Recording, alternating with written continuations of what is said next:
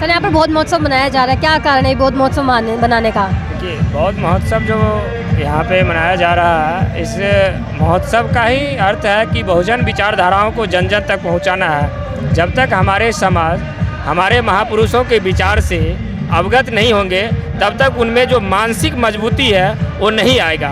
और जैसे ही हमारे महापुरुषों की विचारधारा से हमारे में मानसिक मजबूती आ जाएगी, तो हमें कोई भी मनुवादी अपने विचारधारा में वो मिला नहीं सकता है।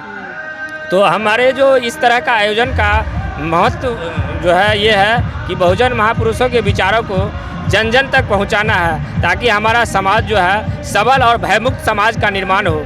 और ख़ास करके जो इस तरह के आयोजन से हमारे जो आधी आबादी जिसको महिलाएं बोला जाता है वो अबल होगी, क्योंकि हमारे जो है तमाम तरह की जो है गीतों के माध्यम से, रागनी के माध्यम से जो हमारी महिलाएं जो है हमारे समाज को जागृति कर रहे हैं। क्या लगता है सर, इस तरह के कार्यक्रमों से मजबूती आ पाएगी, बहुजन समाज मजबूत हो पाएगा?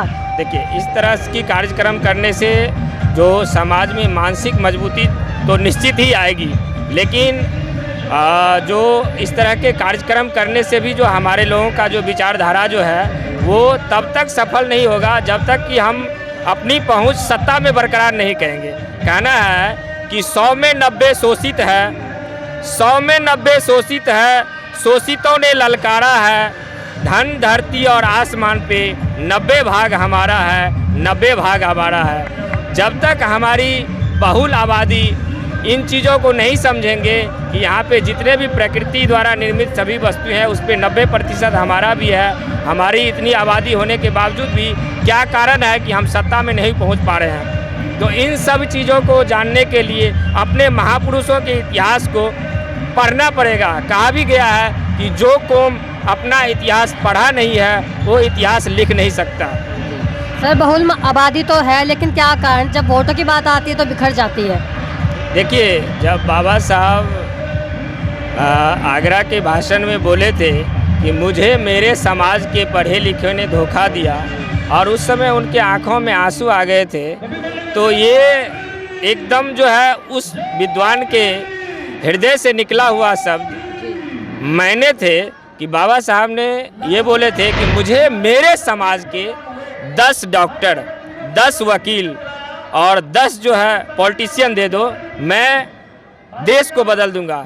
लेकिन वो हमारे समाज के नहीं मिले, वो उस पार्टी के मिल गए जो हमारे समाज की बात ना करके उस पार्टी का दलाली करते हैं।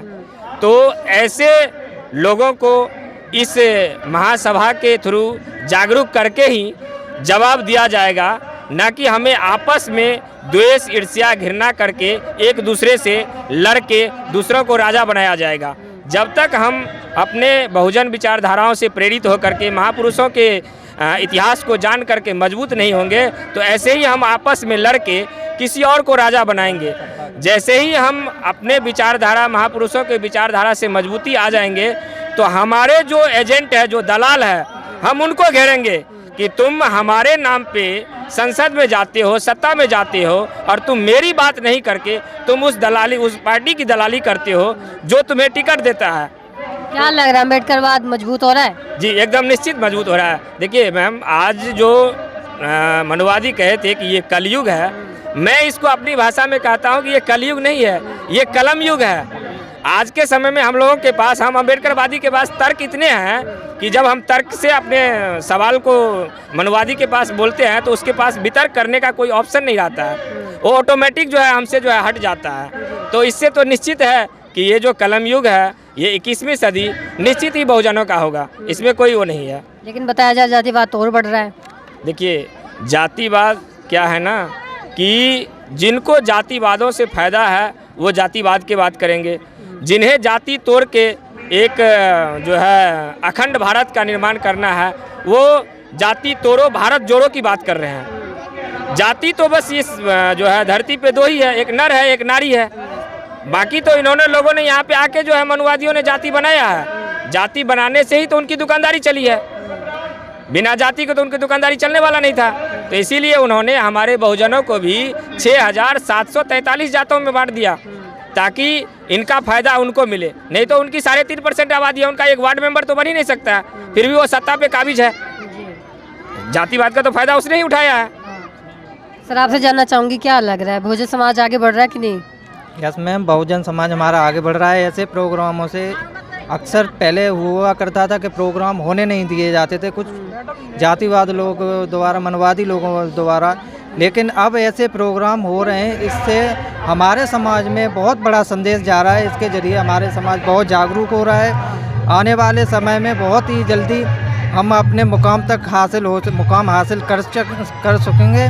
और सबसे मेन बात यह है, कुछ बहुजन समाज के हमारे लोग ऐसे भी होते हैं कि वो इस समाज को सुधारना तो चाहते हैं, लेकिन पीछे से वो गंदगी उनके ऊपर उड़ेलते रहते हैं। जैसे कि कुछ स्लीपर्स होती हैं कि साथ तो देती हैं हमारा, लेकिन गंदगी पीछे से वो हमारे ऊपर करती रहती हैं। तो मैं उन लोगों से कहना चाहूँगा, तुम अपने लिए फ़ायदे के लिए ऐसा मत करो प्लीज़, आपसे मेरा निवेदन है। कुछ लोग ऐसे ही करते हैं, तो इस हमारे बहुजन समाज को आगे बढ़ाओ, जैसे भी हो सके तन मन धन से। आप जिस लायक हो उस हिसाब से अपने बहुजन समाज को आगे बढ़ाइए, जिससे कि हमारे बहुजन समाज आगे बढ़ सके।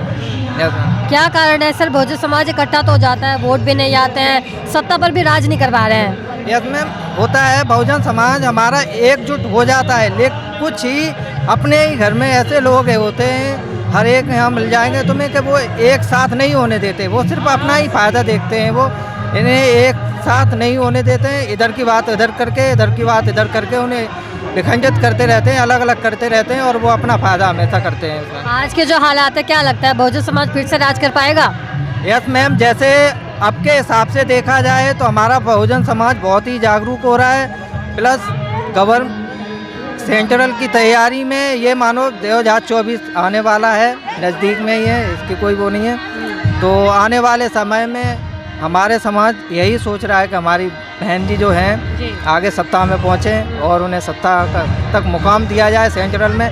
और देख रही हो आप, जैसे कि यूपी में जैसे पिछली बार हमारी मायावती जी की सरकार बनी थी तो काफ़ी बहुमत से बनी थी, लेकिन कुछ मनवादी लोगों ने आकर के बाद में ऐसे आंकड़ा फैलाया कि मेन आंकड़ा उन्होंने वो रखा था उसका कि देखो पार्क बनवा दिए।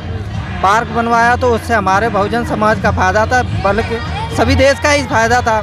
और वही मनवादी लोग जाके गुजरात में स्टैचू बनवाते हैं तो उसका कोई विरोध नहीं करता है। यही कारण है कि कुछ पीछे रह जाते हैं। हमें सोचना चाहिए हमें किस पथ से चलना चाहिए जो आगे हम पहुंच सके, सत्ता अपने हाथों में काबिज कर लें। जब तक सत्ता हमें काबिज नहीं होगी तब तक हम निवल ही रहेंगे, ये मानो बस। बहुत बहुत धन्यवाद सर आपका।